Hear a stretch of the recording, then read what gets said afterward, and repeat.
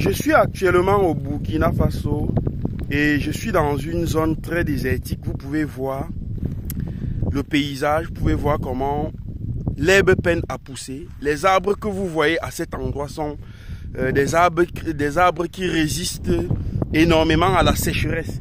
Donc j'ai sillonné toute la zone avec certains Burkinabés qui m'ont amené dans des plantations pour voir comment les choses se passent de ce côté. Et je vous assure, quand j'ai fait le tour, je me suis dit waouh, le Cameroun par exemple, la zone où je viens du Cameroun, c'est une zone bénite parce que ici, nous avons 3 mois de saison pluvieuse sur 12 mois que l'année compte. Donc, les Burkinabés de cette zone n'ont que 3 mois pour produire de la nourriture et pouvoir se nourrir. Mais comme ils savent qu'ils ne peuvent pas seulement compter sur la nature, ils adoptent certaines méthodes très efficaces qui les permettent de refouler de l'eau des bas-fonds, si bas-fonds il y en a, pour parfois parcourir des dizaines et des dizaines de kilomètres afin d'irriguer leurs plantations pour pouvoir survivre au quotidien. Regardez par exemple ce tuyau que vous êtes en train de voir. Comme je vous ai dit, la zone est vraiment désertique. Vous pouvez voir le type d'arbre qu'il y a ici. Vous pouvez regarder le sol et on a l'impression que aucune goutte d'eau n'est jamais tombée à cet endroit. Ils m'ont dit donc, comme je vous ai dit, il ne pleut que 3 mois. Voilà le système qu'ils adoptent pour pomper les eaux, parfois dans des fourrages très reculés pour arriver dans leur plantation. Et suivez-moi, nous allons arriver dans certaines plantations où je vais vous montrer comment les gars font pour cultiver à ce moment même où il n'y a pas de l'eau, des cultures maraîchères. Les gars, suivez-moi dans les plantations.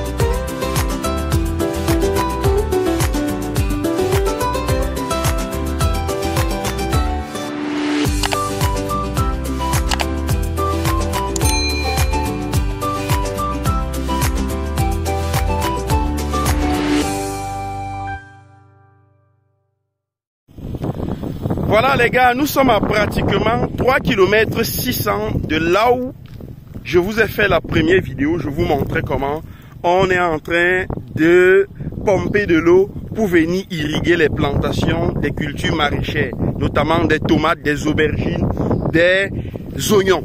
Nous sommes ici sur une plantation d'oignons qui s'étend sur pratiquement 1 hectare comme vous êtes en train de le voir.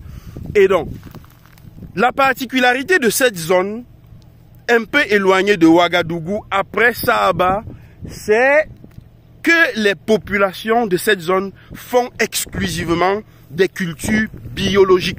Et lorsqu'on parle de culture biologique ici, c'est la pure culture biologique. Il ne s'agit pas des cultures biologiques qu'on a l'habitude de faire en engraissant parfois avec des fientes pleines d'antibiotiques, avec des produits phytosanitaires, que non. Là, il s'agit de l'agriculture biologique pure. Parce que la particularité, c'est que dans toute cette zone, comme vous êtes en train de voir, les populations ont du bétail. Des bœufs, des chèvres, tout ce que vous voulez. Les populations ont du bétail et ce bétail-là se promène un peu partout, dans toute la localité, pour consommer des herbes ou bien des tiges de sorgho. C'est la toute première fois pour moi de constater que les vaches consomment les tiges de sorgho. Voyez-vous, ici quand les populations font du maïs, on n'utilise pas exclusivement les graines de maïs, on utilise également les tiges. Ça veut dire quoi? Parfois on broie tout, ou si on ne peut pas broyer, on casse le maïs, on sèche, mais on utilise également la tige et les feuilles, on sèche pour à la suite donner aux animaux pendant la saison sèche comme vous êtes en train de voir.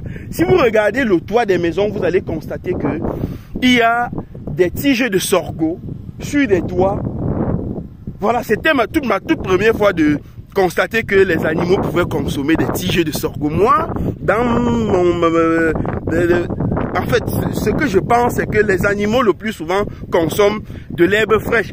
C'est vrai que j'ai vu, lorsque j'étais en Europe, des animaux qui consommaient, comment ils appellent ça, les foins, le foin. Voilà, mais la tige du sorgho est beaucoup plus dure, mais j'ai vu des animaux qui cassaient cela. C'est pour vous montrer que nous sommes dans une zone véritablement aride où il n'y a pas de l'herbe fraîche et les animaux consomment ce qu'elles trouvent. Donc, ici, c'est l'agriculture biologique.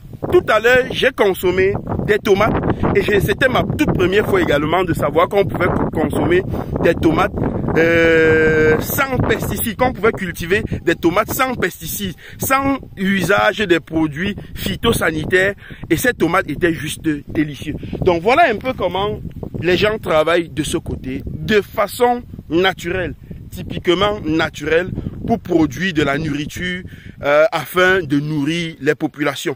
L'autre chose que je voudrais vous faire remarquer, c'est que, voyez-vous, sur cette parcelle par exemple, on y a cultivé du sorgho. Et quand vous regardez, bien évidemment, vous allez constater que les tiges de sorgho ont été coupées. Vous pouvez voir là. Là, c'est du sorgho.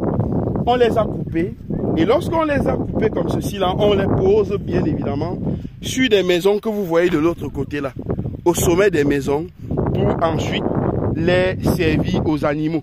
Les mêmes animaux qui vont se promener dans cette parcelle et déféquer comme vous êtes en train de voir. Vous voyez la dégestion des animaux.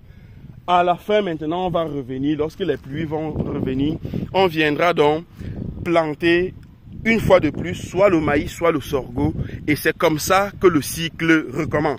Donc les gars, dites-moi ce que vous pensez de ce type d'agriculture que je trouve très génial, parce que de toute façon, ça permet de garder la forme, de soigner le corps. On ne cultive pas exclusivement pour manger, la nourriture également nous permet d'avoir une bonne santé, une santé meilleure. Dites-moi ce que vous pensez de ce type d'agriculture et on se retrouve probablement demain pour une autre vidéo comme celle-ci. Les gars, ciao!